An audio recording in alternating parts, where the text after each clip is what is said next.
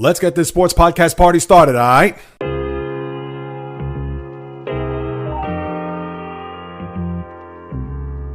The J Reels Podcast.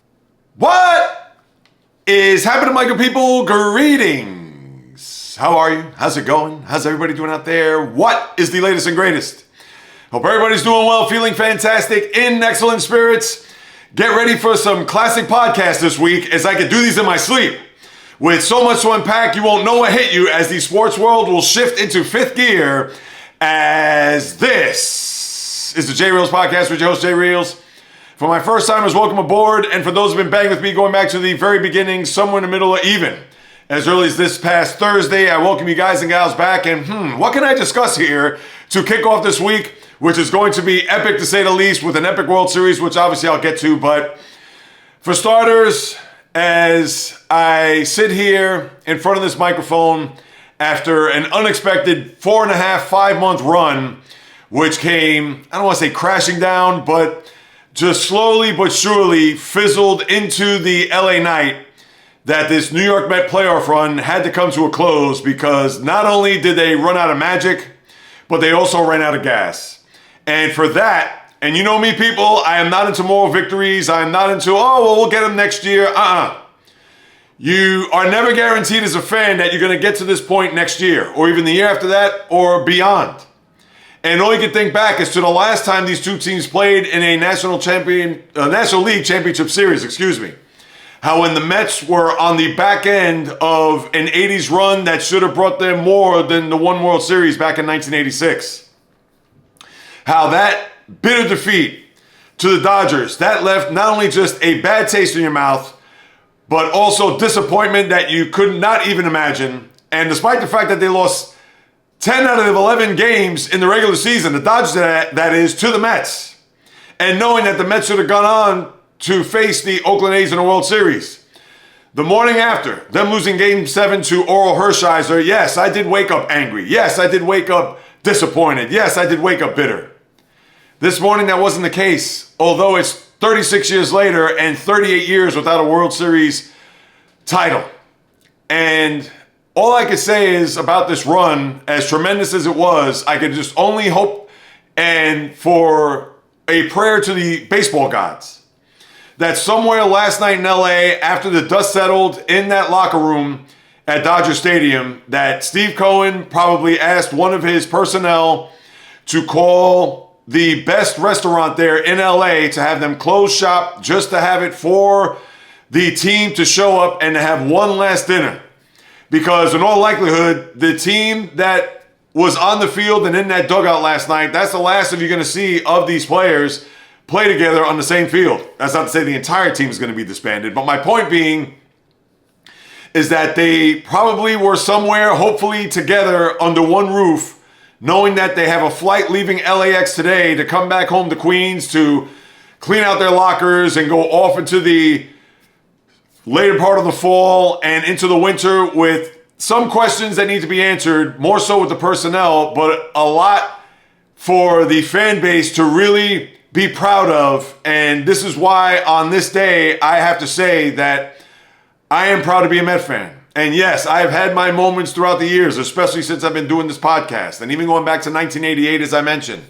And even though that was a generation and a half ago, but not to say it's come full circle, considering that they lost in this fashion, similar to what they did 36 years ago, but it's a lot different feeling now than it was back then. And before I even recap the final few games to head into what is going to be a tremendous World Series, and I think a World Series that a lot of people have been anticipating for years, and even more so this year because of Ohtani coming into the Dodger team, as well as the Yankees finally getting to a World Series for the first time in 15 years. But to kind of put a big giant capsule or encapsulating all of what has taken place here over the last, I would say, 3.5 weeks, between what happened in Atlanta to close out the regular season, Lindor's heroics, to what happened in Milwaukee, Pete Alonso's heroics, to what happened against Philadelphia, again Lindor with the grand slam to clinch a division series. And even though Friday night was a bit of a coronation in a Game 5 that the Mets absolutely had to have. And I knew that Jack Flaherty was not going to come anywhere close to what he did in Game 1, where he pitched 7 innings of 2-hit, 6 strikeout ball and made it through 3 innings, giving up 8 runs, 8 hits, 4 walks, and no strikeouts, where the Met lineup throughout the course of that evening did not strike out at all. Think about that. But even after a bad game number 4, which the last time we met, it was after a Game 3 loss, and for a Met team that was just dragging it to the end, and even though they did give their fan base in their building one last hurrah and one last glimmer of hope in order to have this team will itself to a possible Game 7 and just try to do what they have done over the course of these past 3.5 weeks, but obviously that fell short. But at least we did have one more victory. They did not get swept out of Citi Field, which would have been 6-0 for the Dodgers, dating back to the regular season when they had that 3-game sweep, the start of the Memorial Day week. And then even with these first 2 games here in Games 3 and Game 4 just getting obliterated. And even though Mark Vientos, who after Shohei Ohtani hit that home run at the start of Game 4, tried to make it interesting, but the Mets left too many men on base on top of walking the ballpark, 42 walks in the 6 games, which is unfathomable. And for the starting rotation, the spring leaks a la Jose Quintana, as well as Sean Manaea last night. And for the bullpen that, let's face it, the bullpen was gassed beyond belief. Phil Maton, who is just awful throughout this postseason, and it's not all on him, but he was just giving up home runs left and right, dating back to the Milwaukee series in Game 2. And obviously last night coming in and having Will Smith go over the wall, and Will Smith done nothing in this postseason, and even in this series for that matter. But it was Tommy Edman, who had 11 RBIs and was your National League Championship Series MVP. Can we get half of those RBIs in the next round from a Met fan that does not want to have a sleepless winter? I'm just going to put that out there, and that's going to be a theme for Thursday's podcast. So I gave you a little nugget for whomever's watching or listening. Thursday's going to be on and popping, because that's when I'm going to preview this World Series and break down storylines that you could only imagine.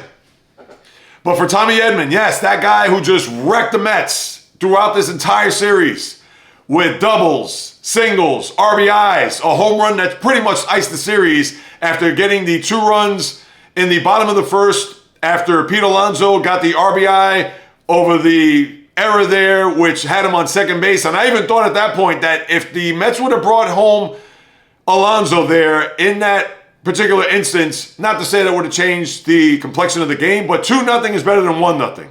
And of course, he didn't get driven home. And then Tommy Edman had the 2-run double there in the bottom of the first on top of the 2-run homer off of Sean Manaea. And people could talk about how, oh, you left Manaea in too long. As my father-in-law called me and says, what are you doing? You got to go to your bullpen. You got to try to go to Severino. You got to empty the tank.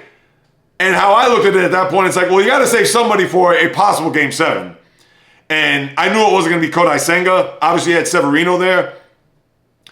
But unfortunately, they had to go to their bullpen. They had to get length from their starters. As you saw there, even going back to Game 3, you didn't get length from Severino. He pitched 4 2/3. You didn't get length from Jose Quintana. He pitched 3 1/3. You didn't get length from Dave Peterson, even despite the fact that the Mets had an 8-1 lead after 3 innings. And even going into the 4th inning, Dave Peterson couldn't get out of that inning.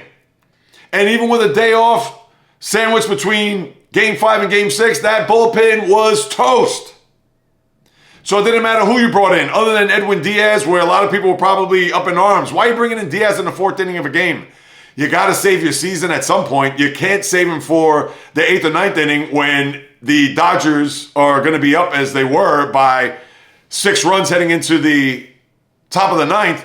So I thought that that was the spot to bring him in. Top of the order, when was that? I believe was that bottom of the 4th. All these innings are kind of jumbled right now, and I'm literally like the Met bullpen on fumes, 3 hours sleep, watching all the post-game stuff, and then having to wake up early to prepare for this podcast. So there was nothing you could do there when Manaea, who had nothing and wasn't going to be able to give the bullpen at least a bit of a respite to get to a point where it was just going to be hopefully Manaea, Stanek, and Diaz, and then you would have had a game 7. Obviously, that's not the case. And that's it. The Met team, even with Vientos, who had that little 0 for 7 slump, 0 for 5 in game 5 and started off the game 0 for 2, he gave you a little bit of hope with that 2-run homer to make it 6-3. And then it was just a matter of time because the Mets had their chances. Through 5 innings, they left 11 men on base, 13 men on base in the game. Jeff McNeil, and there's a couple of questionable moves here. And this is first guess, going back to even last week. JD Martinez should not have been in the lineup after game 3. You had Yamamoto in game 4. You should have had Jesse Winker in there for game 4 in the lineup. As you saw, look what he did in game 5. Not to say that Jesse Winker is by any means a world beater, but JD Martinez against righties was flailing at those sliders down and away and did not show anything of the semblance that he was even last year as a member of the Dodgers when he hit 33 home runs. And for whatever the reason, from that year to this year, he aged 10 years in baseball parlance. Excuse me. So for that was one move that I thought the manager, Carlos Mendoza, should have just inserted Winker in game 4. And then you had Jeff McNeil, who I get it. He's a Met that's been around the block for quite some time. And for him being back on the mend and ready to get back in the lineup, but when you're out for a month, and you're trying to get your timing in a game 5 or even yesterday in a game 6 where he's flailing away at sweepers and had no shot. And I get it. People could say, well, Jay Reels, that's a classic second guess. You had to leave Jose Iglesias in there because this was a guy that was part of the fabric of this team and was a big reason why the turnaround from this team in late May, early June, throughout the course of the summer and even into October. And granted, he didn't have a lot of that magic in his bat that he had in August, September, and maybe even a smidge in that Milwaukee series. Yes, he fell off quite a bit in the Philly series, had a couple of hits, smattering here and there, but certainly did not have the impact that he had down the stretch of the season and into the early part of October. But still, that was a guy that is a winning player. I don't even know if he's going to come back next year. If he is, he's probably going to be a 4th infielder.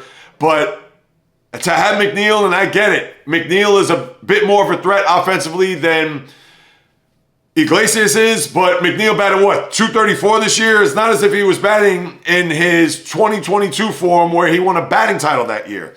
But anyway, that's all splitting hairs, and I could talk about this series and talk about this team until I'm blue in the face, so on and so forth. But that is pretty much the last few days here, if you're a Met fan, what you experienced, what you watched, and now, and I might as well talk about this at this very moment, 2025. What this team is going to look like, what this team is going to be. And obviously, I don't have all the answers. I could certainly forecast and look into my crystal ball as to what's going to possibly take place. But now that the NLCS is over, and it wasn't think about this, people, an NLCS that had, the last 4 games on Fox Sports 1, not even on regular Fox, Channel 5 here in New York. For whatever the reason, FS1 had the last 4 games of this championship series, which was an absolute joke. They rather have the Masked Singer on as opposed to baseball between 2 of the biggest markets in the country, which I get it. Baseball is regional. It's not the NFL. It doesn't carry that weight in any way, shape, or form. Although the next series is going to be interesting, and I'll touch on that more so Thursday, maybe a little bit here in a few minutes. But why are those games on Fox Sports 1 is beyond me. But on top of that, I guess the reason why they're on there, and of course, they're not going to know the outcome of the games prior to, but this championship series, let's face it, was putrid. You had just one, think about this, yesterday, where you had a lead change throughout the entire series. And if you're only going to have one lead change through 6 games, you know it's not a good series. As you saw a lot of double-digit runs scored in these games, the Dodgers did it, 3 times in the series? And the Mets did it once there on Friday night, going away, winning 12-6. So you didn't have a lot of drama. You didn't have a lot. The only drama you had, think about it, was game 2 where Kike Hernandez hit that double play at 6-3, and it looked like the Mets were going to be on the ropes there, and who knows if they're going to blow that game. As it was, they won 7-3, and obviously it's an afterthought. But as far as next year is concerned, obviously the big thing right off the bat is Pete Alonso, what's going to happen with him. And I'm going to say this right now. I'm sure the front office, David Stearns, even Steve Cohen, because Steve Cohen's going to be the one to make this move. it's going to be similar to and no comparison. But when you look back a couple of years ago when Aaron Judge signed on the dotted line, it was Hal Steinbrenner calling him while he was on vacation, I believe in Italy, to say, here's the offer. Are you going to stay with us or not? And that's it. Because it's his money. It's not David Stearns' money. It's the owner. So whatever they're going to offer Pete Alonso, and I'll be honest with you, that contract should be short in years but high in salary. It shouldn't be a situation where they're going to give this guy 8 years. I believe he's going to turn 30. If he isn't already 30 years old, I should know this. I believe he's going to turn 30 at the end of the year. So for an 8-year deal, which is going to be what, $300 million or whatever it's going to be? If you're Steve Cohen, take that elsewhere.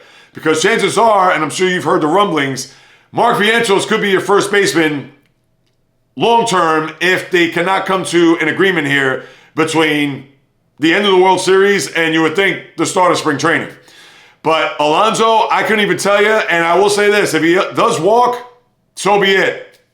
And that's not to say get out the door, good riddance, nothing like that, but I'm not going to pay a guy who is he's a good first baseman. He's not great, not a gold glove caliber first baseman in the least, but his production has gone down a little bit. He's going to be high home runs, should get those RBIs, average is going to be low, and yes, I get it, he does provide a lot of heart and a lot of leadership, and he's symbolic of that team because he is a homegrown player. But by any means, if the price is going to be too high, you got to go elsewhere. And as far as this pitching, I don't know if Severino, Quintana, and Minaya are going to come back. Maybe you bring Minaya back on a 2 or 3 year deal or 2 with an option, but you can't break the bank on any of these guys. Minaya, I'm sorry to say, what you saw there last night was the Deshaun Minaya that a lot of people probably expected. And I get it. He had a killer second half of the year, and he made those adjustments and changes to his delivery and had some giddy up on his fastball. Well, Tommy Edmonds sure didn't freeze or certainly didn't just have a situation where he was overpowered by Minaya, considering he knocked him out of the game with that home run. And I don't know where they're going to go for pitching. I'm not going to go by the way of Corbin Burns, who's a free agent, and I don't have a list of the free agent starting pitchers that are out there. So they're going to have to either make trades, they're going to have to package players. Who knows if Jeff McNeil is going to get packaged? I would not be surprised if that happens. I'm just throwing that out there. Not that I have any intel on that.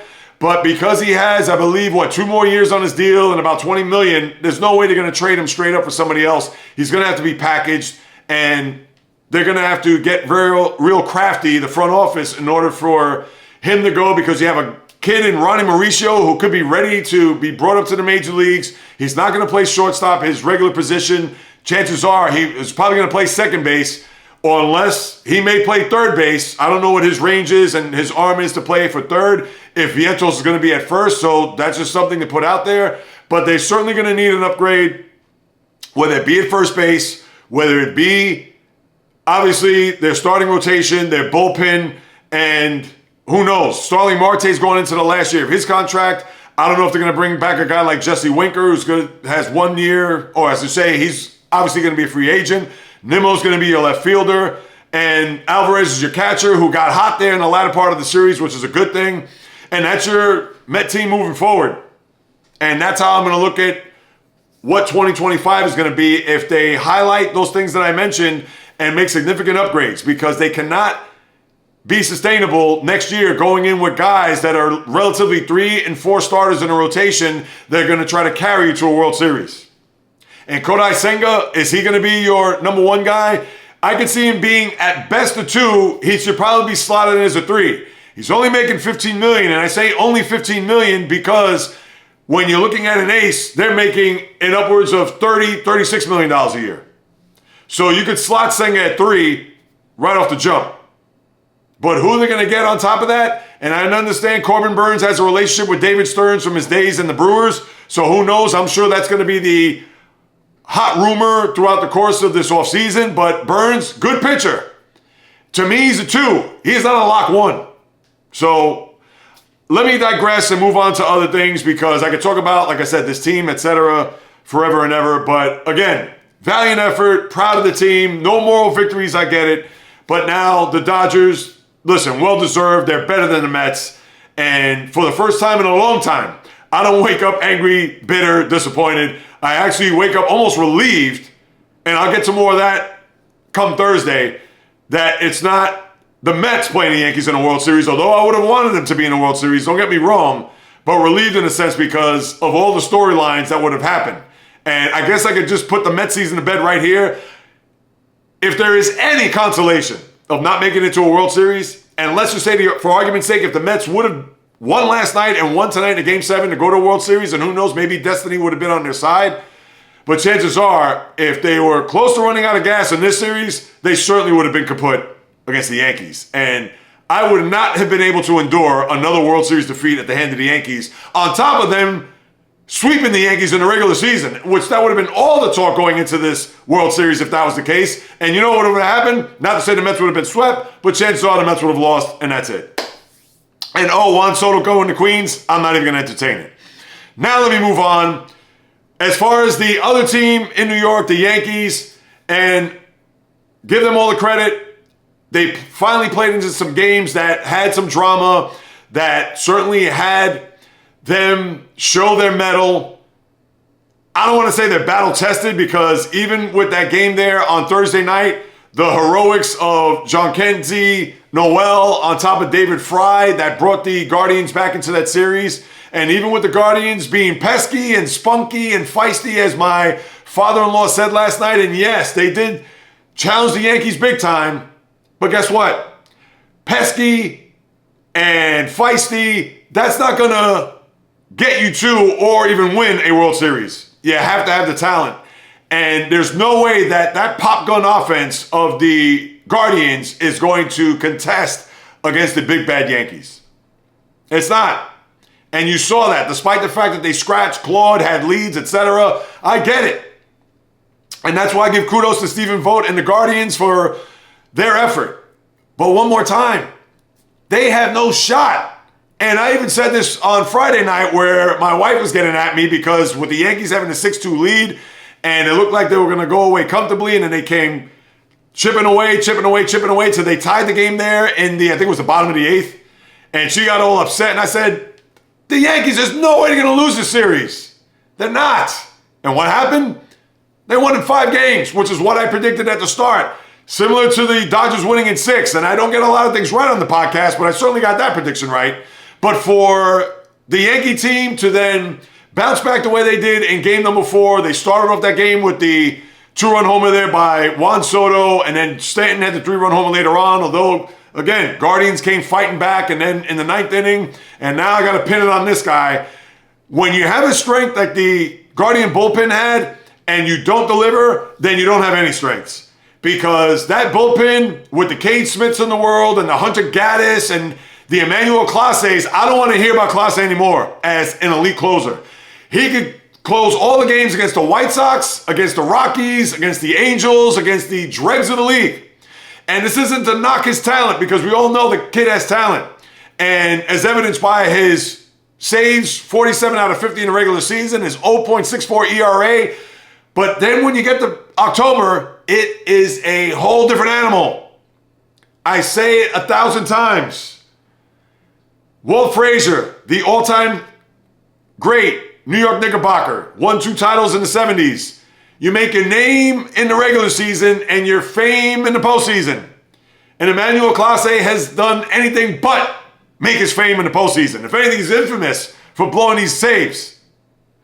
And that's why the Guardians, they can't hang with a team like the Yankees. Despite the fact that they were 1 game behind them in the standings, or a game and a half, because I guess they didn't play the full 162. Well, that being said, this is why the Yankees are moving on. They win in 5. Giancarlo, who I have a place in my heart for. I've always liked him as a player. I've always liked him as a slugger, dating back to his early days with the Marlins. And now that he's on the Yankees, I'm happy for him. Not happy for the team, as you all know. And boy, this is going to be a theme throughout the rest of this week. More so on Thursday, and as we get into the World Series next week. Oh boy, is it going to be. But the Yankees did what they had to do. That's it. They beat up on the teams that they had to. The cakewalk littered with rose-petaled flowers, or rose petals, I should say, to a World Series, they were able to do that. But now they're going to face a team that is battle-tested, that has won a World Series in the last 4 years, albeit it's a pandemic year, I get it. And you know, Rob Manfred, wherever he was last night, and the powers that be in Major League Baseball, and I guess now it's time for me to segue into the World Series, which I'm going to talk more on Thursday, people. I have all podcasts to discuss, but I want to discuss this matchup for a couple of reasons. But for Major League Baseball, Rob Manfred, I know deep down inside, if they would have had Yankees Mets, they would have been like, all right, I guess we could hang our hats on the oh my God and the grimace, and maybe somehow, some way, the Mets will exact revenge from 24 years ago to win a World Series and be a big story. But as we all know, that wouldn't resonate throughout the rest of the country. Maybe here in the Northeast, New York, New Jersey, Connecticut, but certainly not in Des Moines, Iowa, certainly not in Austin, Texas, certainly not in Boise, Idaho, and for damn sure not in LA, California, Philadelphia, Pennsylvania, or Boston, Massachusetts. Nobody would have cared. But for a Yankee-Dodger World Series, and you know that Rob Manfred was drunk off of his spiked apple cider or spiked hot cocoa with his little cookies or whatever you want to call it, Linzer tarts, no matter what. Or maybe, who knows, at that point he was popping Dom Perignon with his kale salad and his potatoes au gratin and just wallowing like a pig. Because now he has the matchup that not only baseball wanted, but I'm sure the good to great to rabid diehard sports fan wants to see. Yankees, Dodgers. New York, LA. And I also read comments on Twitter, oh, nobody's going to care about these two big markets. A lot of people hate New York. Everybody doesn't want to root for LA, so on and so forth. What are you, nuts? Should I go down the list of the players that are going to be in this World Series? Seriously? Ohtani, Betts, Freeman, although hobbled, Yamamoto, Judge, Soto, Stanton, Cole. I mean, you cannot get any bigger, brighter superstars on one stage. And I will say this. If nobody watches this series, and when I say nobody, I'm talking about people who just aren't wrapped up into baseball or people who have an interest, but for whatever reason they bow out. Now, we would think this series has 6 at least written all over it, and maybe even 7. And if it goes 7, that's when it's going to be big-time theater, you would hope. But if this World Series, and mind you, this is not Arizona, Texas last year where they were drawing 8 million in a Game 5 with the series already over 3-1. We would only hope that the ratings for this series is somewhere in the teens. And as the series progresses, and not that I'm a ratings or TVs guy, far from it, but this is what I mean when as far as people watching. It's going to be indicative of what's going to happen here. Maybe games 1 and 2, it's a Friday, Saturday night. I know those are tough TV nights, but even more so Monday, Tuesday, Wednesday next week. But if for whatever the reason, eyeballs aren't going to be attracted to television sets or devices, whatever, throughout this nation over the course of the next week and a half, then I'm going to say it. Baseball is dead. Because you cannot get a more radiant matchup than these two organizations, these two markets, cities, with the stars that I just mentioned. And if people aren't going to really be watching or not attracted to watch that, then what's the next step for baseball? Baseball is shot. The NFL can have Carolina and Jacksonville in the Super Bowl, and they'll still get 100 million people to watch. And baseball would pray to get even a quarter of that. And if they're not going to get a quarter of that or even anything close to that, I'll say 12 to 15 million, which is a pittance next to the NFL. But let's start at 12 to 15. And as it moves along, that they can only hope to get 20 million people to watch. If that's going to be the case, then baseball has hit a grand slam. Anything less than that would be a flat out disaster. There's no way to slice it. That is it. Major League Baseball is banking on just enormous ratings for baseball. They won't come close anywhere near the NFL. In fact, they would hope for a Sunday night rating from NBC And I would love to know what the Jet Steeler rating was last night, because with Aaron Rodgers, Devontae Adams, the Steelers, etc., they probably had to draw at least 17, 18 million. Major League Baseball would do backflips, handstands, and Rob Manfred would probably cut his left wrist and sign it in his blood to get those ratings. I'm sure he'd want more because it's New York, LA, but you get my point. And like I said, come Thursday, I'm going to unpack a lot. And even from a personal standpoint, because if you've watched my content over the years or listened to the podcast, etc., and I guess I'll close it in this way. The Yankees are 4 wins away from winning their first World Series in 15 years. And from 2010 to last year, I've been able to have a lot of winters that I've been able to sleep in peace. And right now that's in jeopardy. And the only thing standing in the way of that are the LA Dodgers, a team that obviously I had to root against here in the previous series. But guess what? Right now, I have Randy Newman queued up in my iPhone, Lovin' LA. Let that be a precursor of what's to come on Thursday's podcast. All right, let's get to a bunch of other things, because Lord knows I got NFL, I got NBA, which starts tomorrow, NHL, college, which is crazy. So let me put on my helmet and shoulder pads as I'm spilling water all over my desk here. NFL. Now we have one team standing as far as undefeated, and that is the Kansas City Chiefs, who are doing it the most unconventional way possible. Think about this.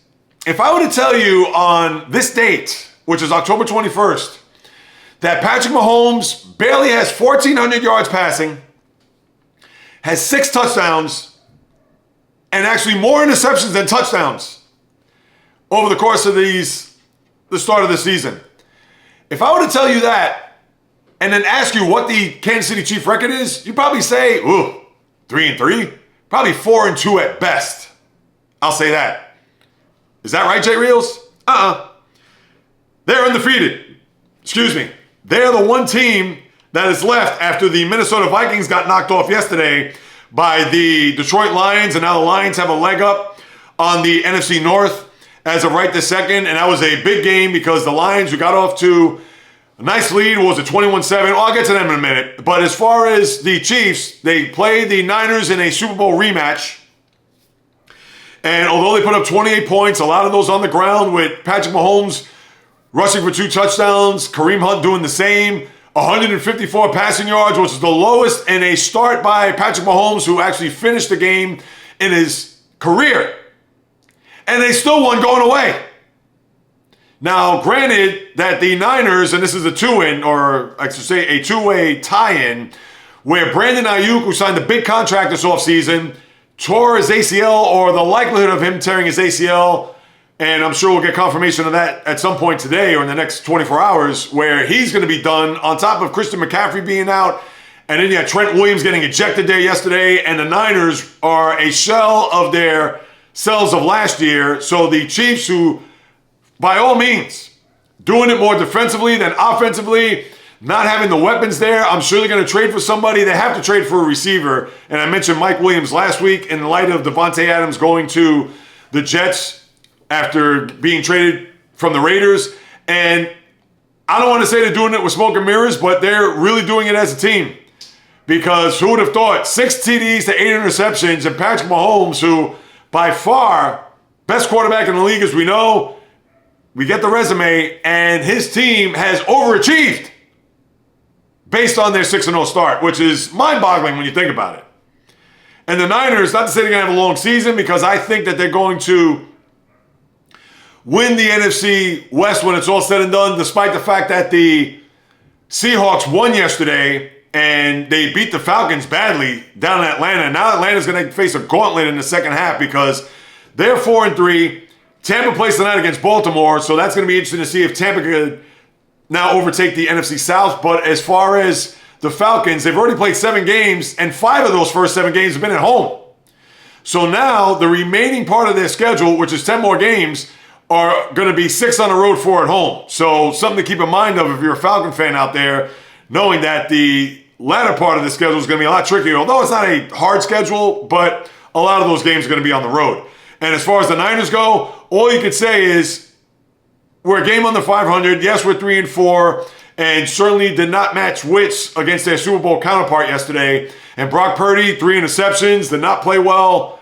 Had an interception there off of the deflection there late in the red zone. But they're still in good stead only because they're a team that you're not going to want to play come January, number one. Number two, obviously they're banged up big time offensively, as I've chronicled. And you would think that even though they're a game behind the Seahawks at this present moment, but they do have the tiebreaker head-to-head as of right this second, despite the fact that they're a game back. But in all reality, they're a half game back when you think about it.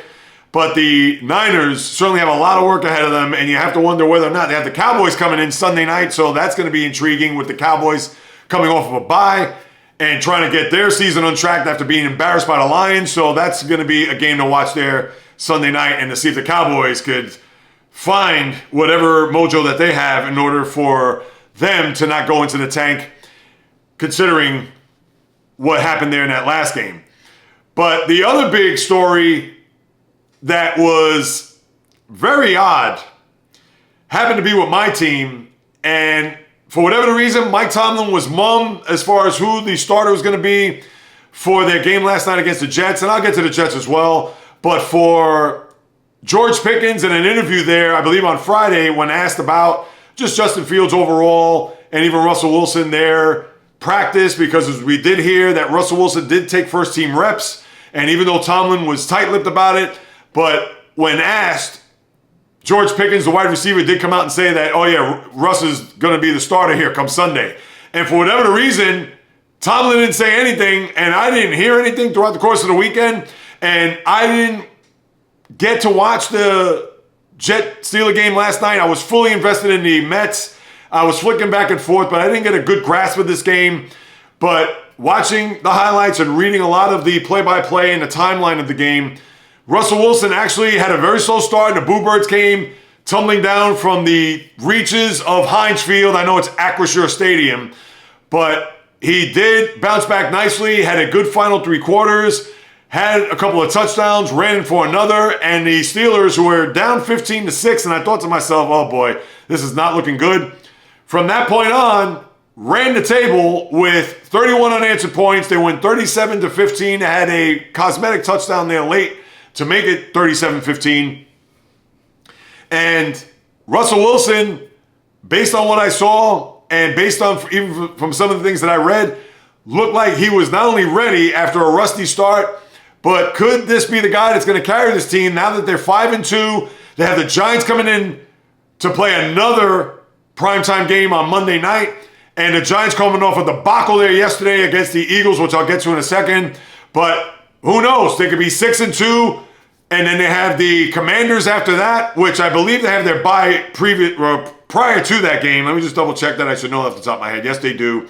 So after the Giant game, they have a bye, and they play the Commanders in Washington, and then the gauntlet begins of their games, as I've chronicled in the past couple of podcasts. But for Pittsburgh, that was a big win, because I'm sure the Jets, trying to go into that game with Devontae Adams and with whatever momentum that they had from the news earlier this week, bringing him in from Las Vegas, and what you saw there last night, if you're a Jet fan, was just putrid. Sorry to say, I know Aaron Rodgers had a couple of picks there with Beanie Bishop and had some good throws, played well in the first half, but then all of a sudden it just did not click for them. And for Devontae Adams, 3 catches for 30 yards, and I get it. He's just been there for 5 minutes, and you can't expect him to go out there to have one of those 8-catch, 168-yard performances with a couple of touchdowns.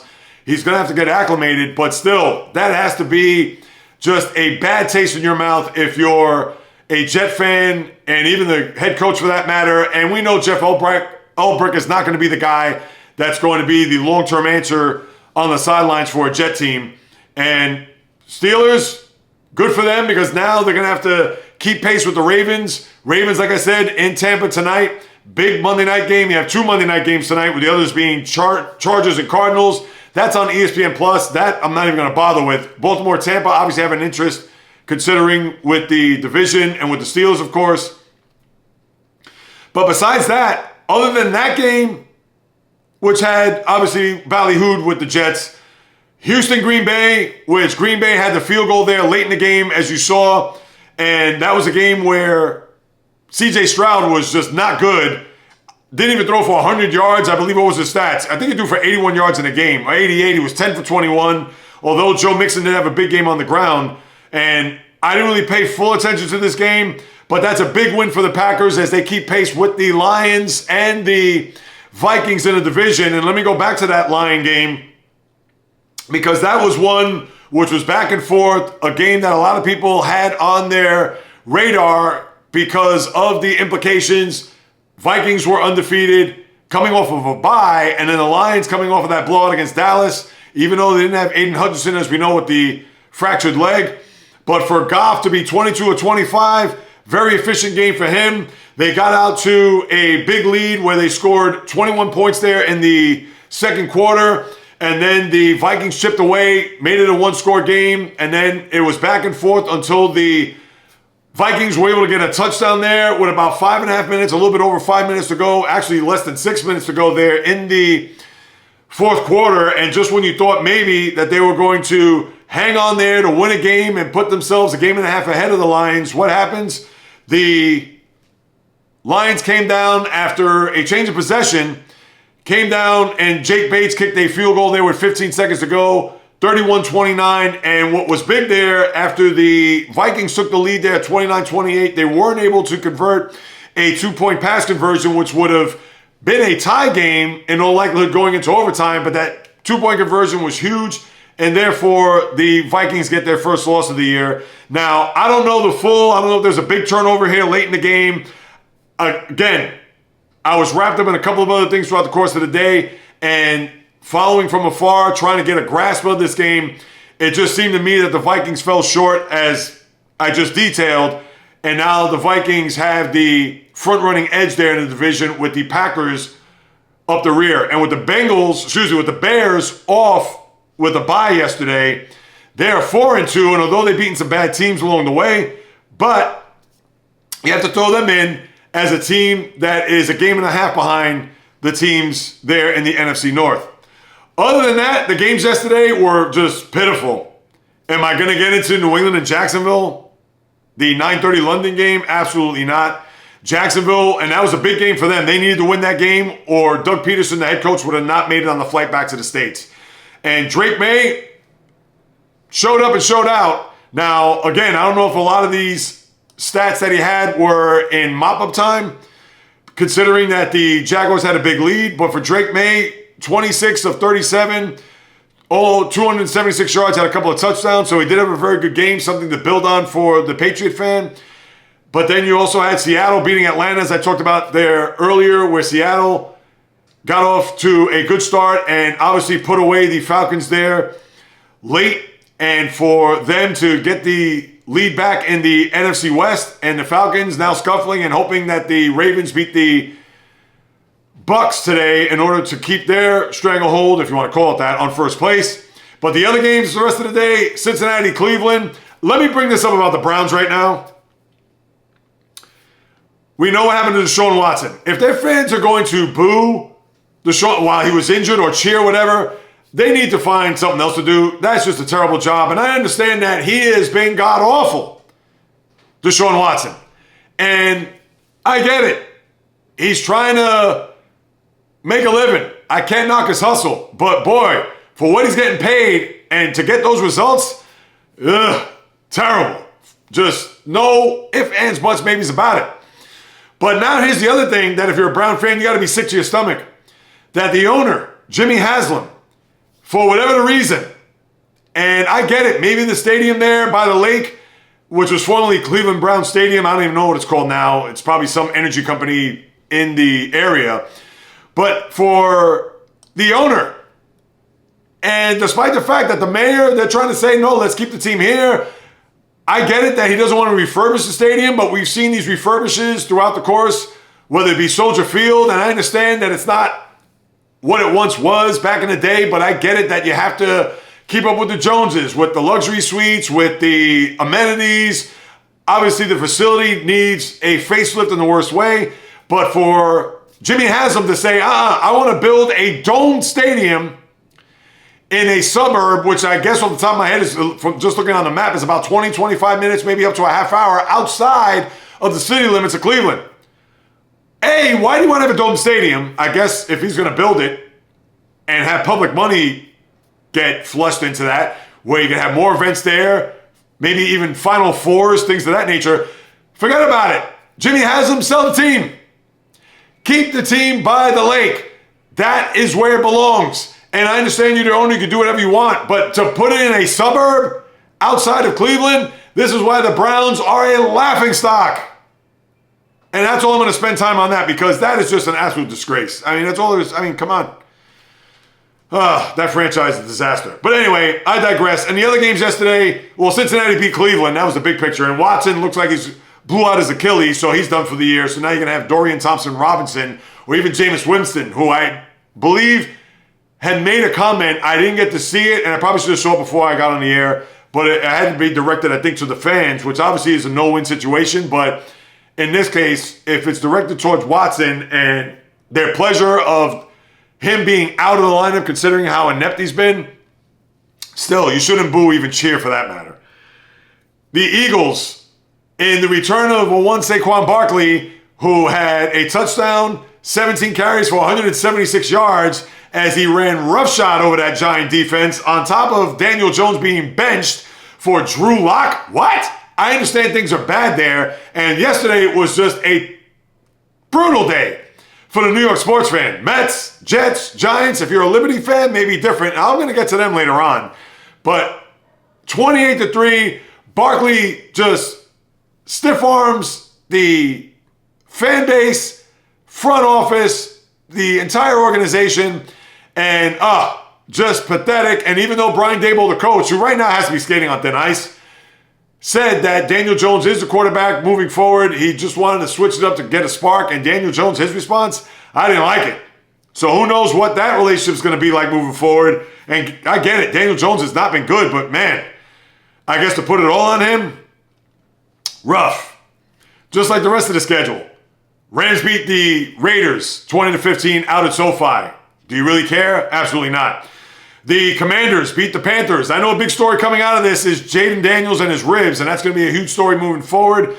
I'm sure he's going to get a MRI, X-ray, etc. to see what the prognosis is going to be, whether he's going to be out maybe a week or two, who knows. But obviously if they're going to lose their franchise quarterback, that's going to be a devastating blow to that franchise as they're 5-2, but we'll wait and see on that. But again, when you see 40-7, and that's Carolina on the other end of that, The Colts beat the Dolphins. Big whoop there, as Anthony Richardson actually played in the game yesterday. Was 10 for 24, 129 yards. Definitely not anything to write home about. But Tyler Huntley, certainly not as good on the other end. 6 for 13. My eyes deceived me. 7 for 13 for 87 yards, as the Dolphins are going nowhere fast. And the Colts, I know they're hanging around as far as the AFC playoff picture, but do you really expect them to be of any threat in the AFC as the season moves along? Not this guy. The Thursday night game at Denver just spanked New Orleans. I know it was the return of Sean Payton. I forgot to mention that the other day. That just goes to show you. And that wasn't even of big news to discuss, despite he did win that franchise the Super Bowl. But they had a 33-3 lead. They won 33-10. And I guess it was a good homecoming for him, but certainly was not on a lot of people's antenna, certainly not mine, heading into that week, knowing that he was making his return back to the Bayou as the coach of the Broncos. And that is it for your NFL schedule. And just a brutal one to say the least. Oh, Buffalo beating Tennessee 34-10. Really? Do I need to uncover that disaster? So that's what you have there with the NFL tonight. Like I mentioned, the two games. Go Bucks as they play the Ravens. And the Ravens, as we all know, hot as a pistol. And the Chargers in Arizona. That's ESPN Plus. So if you don't have ESPN Plus, you can't watch the game. But you know what? You're better off just watching the one game. You don't want to watch the two games. And Baltimore Tampa's at 8:15, where the Charger game is at 9. Just want to throw that out there. And what else can I discuss? Yeah, I know I mentioned Devontae Adams. He is not the answer, people. I'm sorry. He's not coming to save the season. And Garrett Wilson is drawing interest. Did you see that? Drawing interest from other clubs, considering Adams and his hefty contract and what they're going to have to pay over the next 2 years.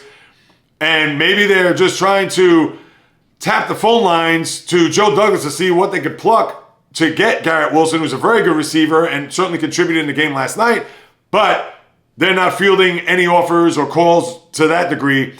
So I guess the Jet fan could at least for 1 week exhale.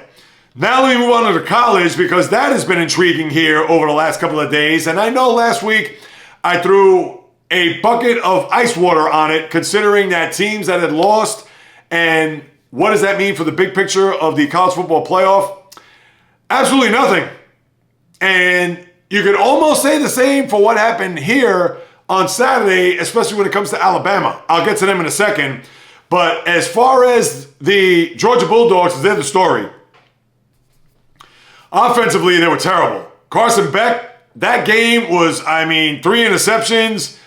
His numbers were paltry when you look at what the Georgia quarterback did, but it wasn't the quarterback that led the way. It was that defense. Bunch of turnovers. They swarmed Quinn Ewers, the quarterback of Texas, and had their way with that Longhorn offense. They jumped out to a 23-0 lead. And then at 23-8, where it looked like the interception there by Georgia was going to really upend the game overall. But then it was a pass interference call where the Longhorn faithful were just irate. And when you watch the replay, it certainly wasn't a pass interference by any means. So Texas does get the interception. It was overturned. Cooler heads prevailed, although there was a big fine, I think $250,000 fine toward the university because of the behavior by the fans. And please, fans of any team, college, pro, don't throw stuff onto the field, court, ice, etc. Seriously. So even with that, where the Longhorns did score a touchdown, 20-15, but then what happened? 23-15. What happened? Ensuing drive, they marched down the field, and thanks to the running game of the Georgia Bulldogs, they were able to punch it in 30-15, and that was your game. And for Georgia, they showed who's boss. They showed a team that they're ready to get that mantle back as they move from 5 to 2 in the nation, where Oregon is now ranked number 1. And it just showed that the Bulldogs, although they had a comeback for the ages, fall short against Alabama there a few weeks ago and knocked them off of that perch of being a top team. And now you have 4 teams that have been number 1 this year, which is fascinating to say the least. Yeah, obviously you had Georgia, Alabama, Texas, and now Oregon is up at number 1. And for Texas, they even brought in Arch Manning in this game, which I don't know what Steve Sarkisian, the coach, was doing at that point. I guess he was trying to get a spark in his own right. That wasn't to be the case. But for Georgia, now you got to wonder whether or not they're going to be that team. And I get it could switch week to week, but be that team that could be in that Final Four that's going to be, when it's all said and done, part of the college football national championship picture. As for Texas, I'm not going to say there's a blip on the radar. This is going to be, I would think, back to the drawing board. Texas should be fine, and I would think that they will probably still be ranked in the top 4, barring another loss. But Texas, they've played well. They beat Michigan early on, and Michigan, you can forget about them. They're going to be out to sea. They lost to Illinois. They already have 3 losses. So you could just thank Jim Harbaugh from now until eternity for bringing that national championship to Ann Arbor last year. But Texas, they're going to be fine. And I would think even if they suffer another loss, they'll still be fine to make it into the college football playoff. Now, as for Alabama, interesting. They lose at Tennessee. Tennessee got off to a slow start. Alabama, I know you had Jalen Milroe throw that pick in the end zone there at the start, and they only led 7-0 at the half. But then they started to turn it around. Tennessee, they had a huge performance by their running back and Dylan Sampson, who had 2 touchdowns and 126 yards on the ground. That was the big-time offense there because the quarterback didn't do anything. I can't pronounce his last name. I'm going to butcher it, people. But Tennessee, they played well, especially in the second half, and they pull away from Alabama. Jalen Milroe, who a lot of people thought was going to be a Heisman Trophy finalist, you can forget about it. He was just awful in the game yesterday. And yes, I understand he's a quarterback that's going to have his moments. He's going to be able to run and throw. But he is not going to be, maybe he'll end up being a finalist. Let's see what he does here over the latter half of the season. But now Alabama, they are staring at possible extinction. Now they're going to host Missouri, who had a weird game in their own right where their quarterback Brady Cook suffered an ankle injury, had to be rushed to the hospital, came back at the end of the third quarter only to save their team in the fourth quarter against Auburn with 2 touchdown drives as they beat the Tigers. I believe it was 21-17. So Brady Cook, I guess with him being out and coming back there late in the game, and now Missouri, I would think they're going to be tough against Alabama. Now, granted, they got to go to Tuscaloosa to play this game, but with Missouri on the schedule and then LSU 3 weeks from this past weekend at LSU, these are going to be the 2 tell-all games for the Crimson Tide on whether or not they're going to make it into the college football playoff. Now, we understand they got the selection committee, etc. I get that. But if they do suffer a third loss and lose one of these next 2 games forthcoming, who knows? And especially them losing to Tennessee, who's a top-ranked team, them losing to Vandy, who's now a top-ranked team, I believe they're 25th right now, and then on top of that, to lose to LSU, who marches up the standings, and I'll get to that in a moment, that's not going to bode well for Alabama. And I don't care who you are, I don't care their pedigree, granted with a new coach and a one, Kalen DeBoer, Alabama's not going to make it. So this is going to be an interesting stretch here for the Alabama Crimson Tide on whether or not they're going to make it into the playoff. And when we look at the top 25, it's Oregon, or a top 12, or I'll say 15. Oregon, Georgia, Penn State, Ohio State, and Texas round out the top 5. So Texas drops down to 5. Oregon, or Georgia goes from 5 to 2, and Oregon now leapfrogs to 1. Then you have Miami, who won just a wild game against Louisville. Tennessee, LSU, who now moves up to 8th. Remember, they were 13th after beating Ole Miss, and now they're ranked 8th in the nation, followed by Clemson, Iowa State, and then you have BYU and ND, Notre Dame, round out the top 12, followed by Indiana, Texas A&M, and then Alabama is now currently 15th. So those are the teams right now that we're going to look at here as we head into the weekend. Of course, I'll talk about the college schedule on Thursday's podcast, but now as we get deeper into this college football season, we're already past week 8, week 9 forthcoming. You're going to have about, after this week, 4 more weeks in the college football season heading into that Thanksgiving weekend. And then we could really massage and take a look as to what teams are going to likely be the top 4 with the bye, and then 5 through 12. I get it. Selection committee is going to have a big part in this, but college football season now getting into the final third of their season is certainly going to be riveting and compelling, to say the least, as we get to the end of the season. All right, now let me turn my attention. I'm going to go NBA here before I get to the National Hockey League, only because the season starts tomorrow. And NHL, kind of quiet. I'll go through the hot teams and the cold teams in a moment. But the NBA tips off tomorrow. I'm going to have an NBA preview for you guys and gals tomorrow morning. So stay tuned for that. That's going to be the second of my 3 podcasts this week. I'll break it all down, storylines. I'll have my over-unders for the year. Also talk about my final, who's going to be there. Will it be the Celtics? Will they be there?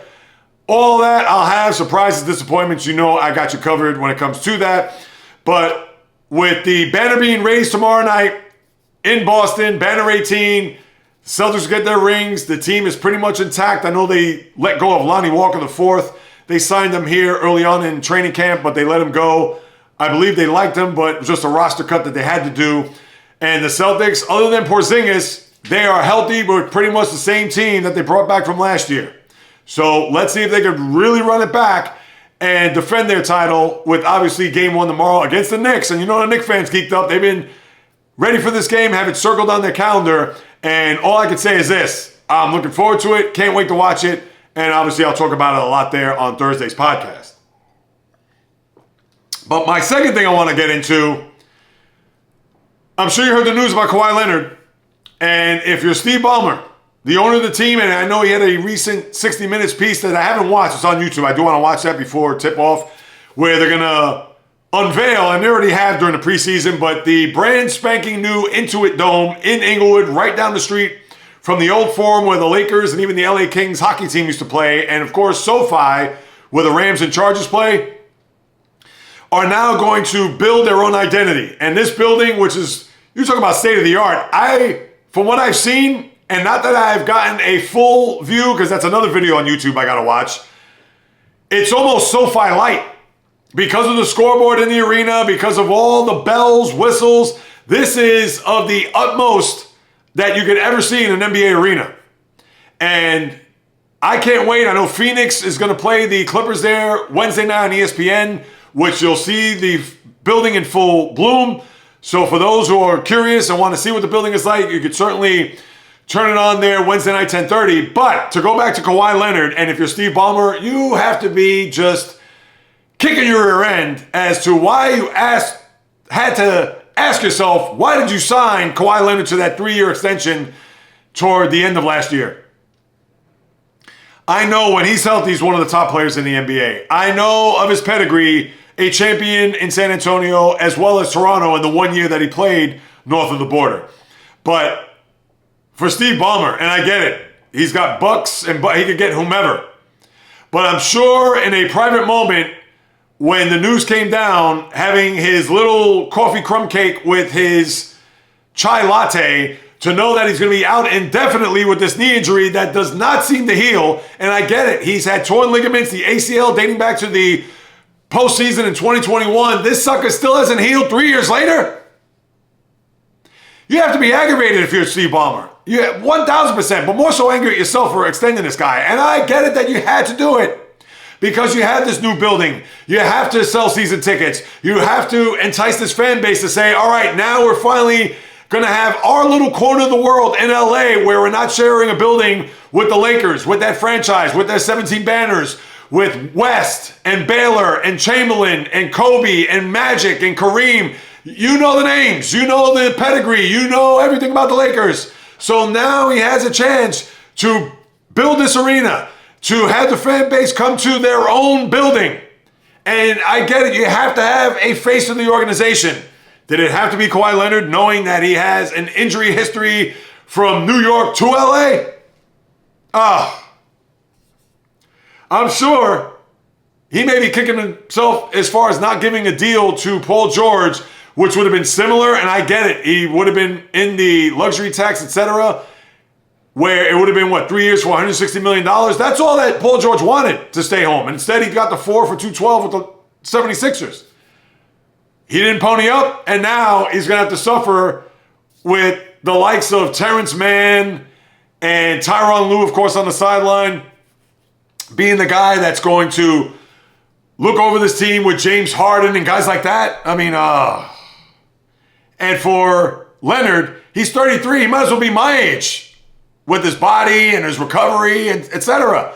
And I'm not knocking Kawhi in that regard, but I mean, seriously, this knee is never going to be healed. There's always something with this knee. And meanwhile, you've seen guys come back with brutal knee injuries in the NFL, NBA, and I get everybody's different, conditioning, etc. But Kawhi, the poster child for load management, he's already starting a year on load management. Didn't perform in the Olympics, had to bow out of that, arrest his knee, and translate right now into the regular season. All right, enough of that. And I do want to give props to the New York Liberty. And I know I talked about this at the start of the playoffs, and not to say I've been watching every game. And like I said then, I'll say now, I didn't jump on the bandwagon and started watching the WNBA. Starting next year, I'll be more in tune. But I will say this, considering it's the Liberty, and I believe in their prior 5 trips to the WNBA Finals, they were 0-5. And they were in a barn burner of a series where next year, the WNBA Finals is going to be best of 7. So this is the last time you're going to see best of 5.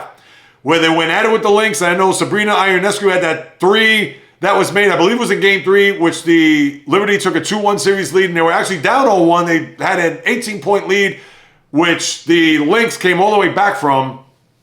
And they lost Game 1, and then Ionescu and her performance there with that 3 at the end. And she was 1 for 19 in the final yesterday in the Game 5 deciding game. So, yeah, and 1 for 10 from 3. So it's not as if she made a major contribution to their victory, but for them, the Liberty, to go into overtime and then they win it in overtime, 67-62 to capture their first WNBA title. Congratulations to them. And I believe the coach, Cheryl Moore, was very unhappy. Talked about how that championship yesterday was stolen from them, and even going back to 2016 when they were on a finals run and they lost that, and she also blamed the officiating. I mean, really, is this what we're going to talk about here? And I'm just going to leave it at that. I didn't watch the game. I didn't watch the foul calls or the non-foul calls or whatever it was for her to say that this championship was stolen. But come on. If we're going to blame the refs or put it on the refs, I mean, I don't know. One more time, I'll leave it at that. I just wanted to say my piece and congratulate the Liberty for finally getting their first championship. And to think, they won a title before the Knicks did. But who knows? Maybe it'll be a double dip if the Knicks go deep. More on that come tomorrow's NBA preview. And then one last basketball note. Tony Bennett, this is a college game. Tony Bennett, the former now University of Virginia, who won the championship in 2019. We all remember the year before as a 1 seed got knocked out by the University of Maryland, Baltimore, or Baltimore, Maryland in the first round. First time a 1 seed got knocked out of the tournament in the opening round by a 16 seed. And for Bennett to follow up the following year with a championship and was able to wipe out what happened the year prior, well, he retired pretty much right on the spot, actually weeks before the college basketball season curtain raises. And for him, he just stressed it as the current environment with the NILs, with the transfer portals, everything that's gone on. And he's absolutely right. And this is one of the reasons why Coach K retired. Granted, he retired at the age of 78.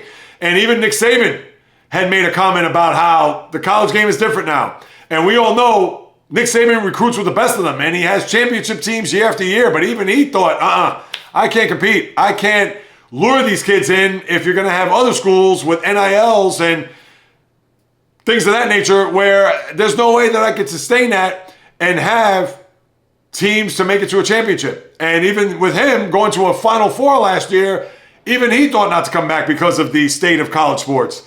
And here's the quote from Tony Bennett, and he could say this because he did win a championship. And there's a quote: "The game in college athletics is not in a healthy spot. It's not. And there needs to be a change, and it's not going to go back," which he's right.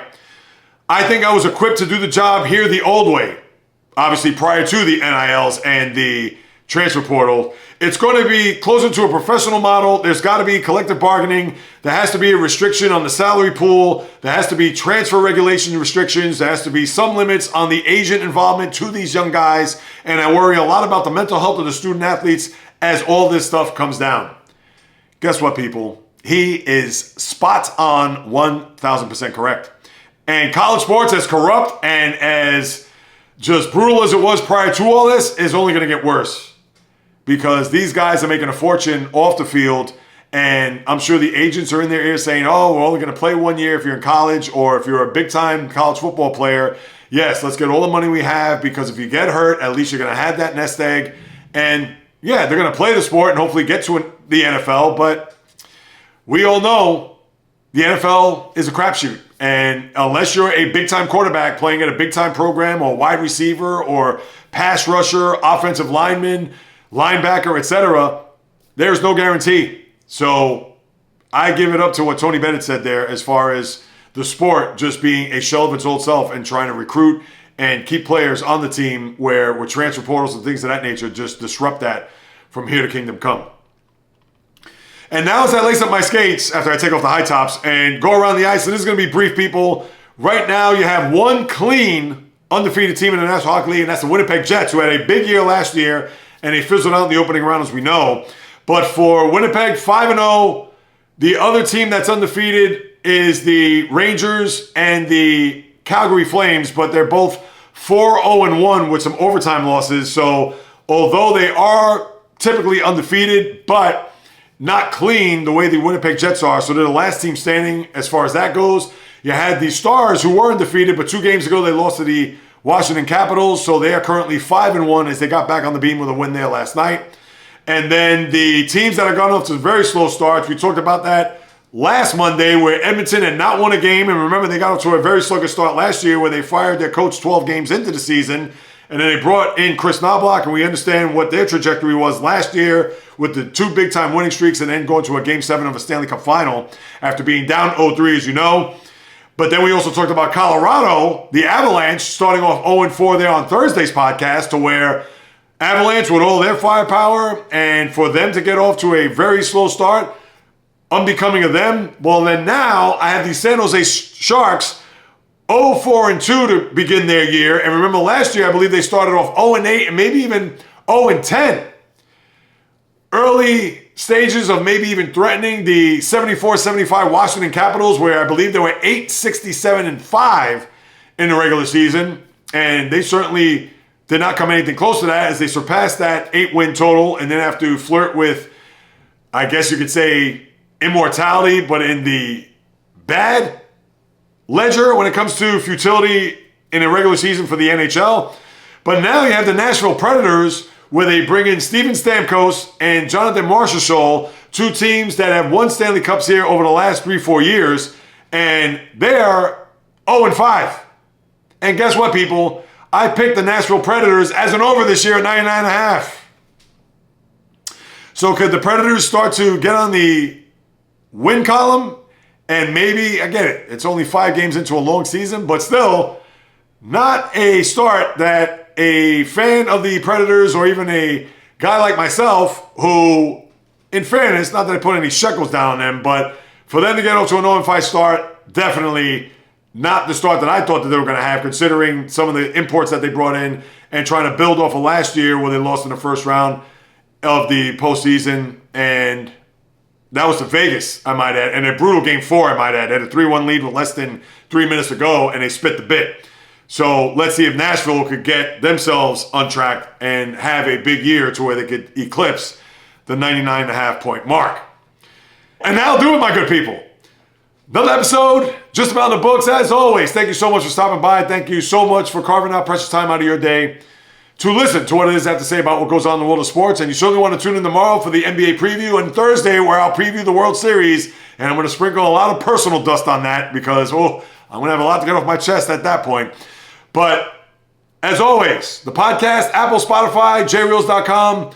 Please subscribe, rate, review, like I mentioned at the very top. If you haven't done so, I implore you to do that, as well as the YouTube channel at jreels, where I post daily shorts.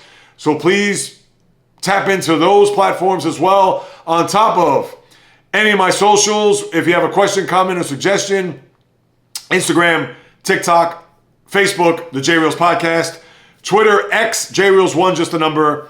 The old-fashioned way, the JReels Podcast at gmail.com. Whatever you want to send, I'll be more than happy to follow up you guys and gals, because whether you do or do not know, this is what I love to do, people. It's in the blood, it's in the DNA. As I always say, full-time content creator trying to blaze a trail, carve a path in this niche, because this is what I love to do.